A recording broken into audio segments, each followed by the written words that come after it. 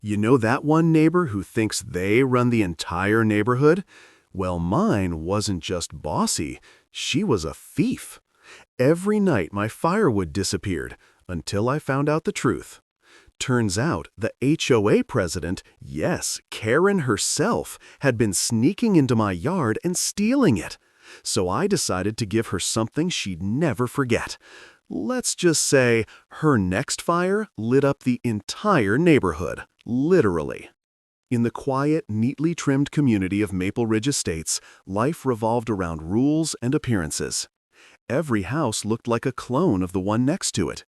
Same color palette, same mailbox style, same manicured lawns. And at the center of all that control was the Homeowners Association, ruled by one woman who thrived on power, Karen Delmont. Karen wasn't just any HOA president, she was the self-declared guardian of perfection. She believed every property was her domain, every yard her responsibility, and every homeowner her subordinate. And when she wasn't issuing fines or writing passive-aggressive newsletters, she was always watching. Watching who parked wrong, watching who left trash cans out too long, watching who dared to do anything unapproved. Across the street from her kingdom lived Ethan Grant, a quiet, hard-working man who kept to himself. He loved simple things, long evenings by the fireplace, the smell of wood smoke, and weekends spent chopping and stacking firewood behind his cabin-style home. It was his small escape from the artificial perfection of Maple Ridge. But soon, Ethan noticed something strange. Each morning, the neatly stacked rows of firewood seemed a little smaller. At first, he thought he'd miscounted, or maybe the weather had shifted them. But then, over several nights, entire logs went missing. It wasn't kids. The cuts were clean, the stack reorganized. Someone was stealing them carefully, deliberately. Determined to find out, Ethan set up a small camera hidden behind his shed. What he discovered left him speechless. Under the dim glow of a street lamp, there she was, Karen, in her signature pink robe and fluffy slippers, sneaking into his yard at midnight. She carried a small dolly and neatly loaded his firewood, one log at a time, into the back of her SUV. The footage showed her leaving with a smug smile, as if she believed the world owed her whatever she wanted. Ethan was furious, but he didn't confront her. He knew that in Maple Ridge, confronting Karen meant risking a barrage of fines and complaints. She had friends on the HOA board and used her influence like a weapon. Instead, Ethan decided to stay quiet and plan. He started stacking new logs, hollow ones he crafted himself from old rotted wood. But these weren't just empty. Inside, he packed a fine layer of gunpowder, sealed tightly, and disguised them perfectly with bark and ash. They looked real, smelled real, and weighed just enough to pass as ordinary firewood. And then he waited. Night after night, he watched from his window as Karen returned for more. Her greed had no limits. By the end of the week, she had hauled away nearly all of his doctored logs. Ethan didn't know exactly when she'd burn them, but he knew it would happen soon. And when it did, the neighborhood would hear it. The calm before the storm had begun. The night was silent in Maple Ridge, unnaturally silent, the kind of silence that happens before everything goes wrong. Around midnight, a loud boom shattered the stillness, then another, and another. From house to house, porch lights flicked on, curtains fluttered, alarms blared.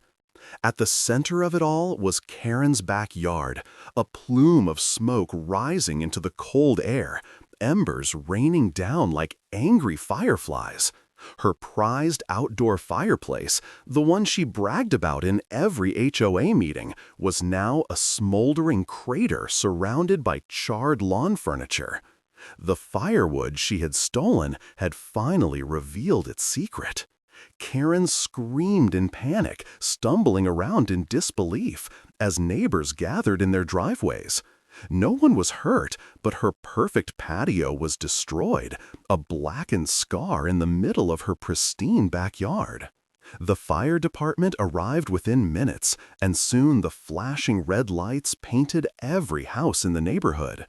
As the investigation began, Karen tried to control the narrative.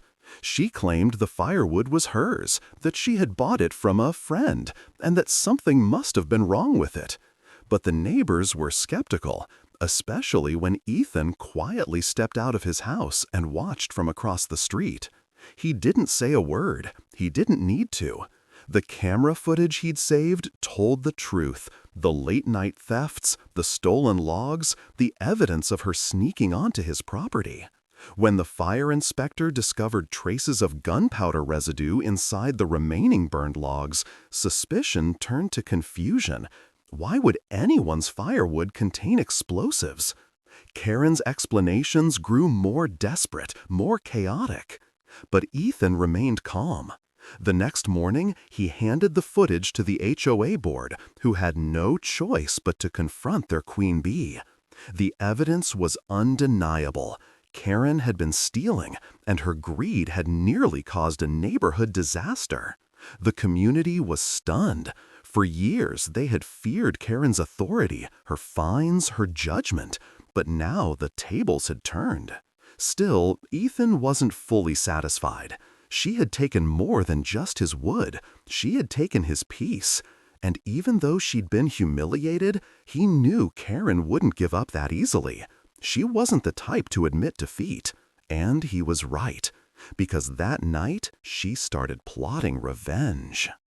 In the weeks that followed, Maple Ridge Estates changed. Karen was no longer seen as the voice of order, but as the embodiment of chaos. The HOA board stripped her of her presidency, citing repeated unethical behavior and community endangerment. Her once pristine image crumbled overnight. Neighbors whispered when she walked by.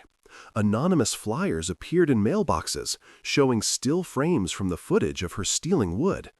Her perfect world was collapsing, and she blamed only one person, Ethan.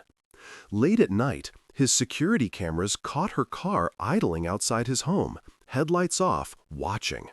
Her obsession had shifted from power to vengeance. She filed bogus complaints against him, claiming noise violations, property damage, and menacing behavior. But every claim failed. Her reputation was gone, and the HOA ignored her. Then, one cold evening, Ethan came home to find his front yard littered with splintered wood and ashes, the remains of what was once Karen's outdoor fireplace.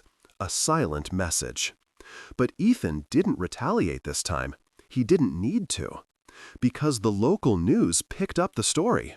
HOA president accused of theft and causing fire explosion. It spread across the internet, drawing millions of views. She became a meme, her name trending for all the wrong reasons. Eventually, Karen moved away. Her house sat for months, unsold, a ghost of the control she once wielded. Ethan finally felt peace. He rebuilt his woodpile, this time behind a locked fence, and went back to his quiet life. But every time he lit a fire, the soft crackle reminded him of that night, the night greed met its spark. And as the flames danced, he couldn't help but smirk. Because in Maple Ridge Estates, justice hadn't just been served, it had exploded.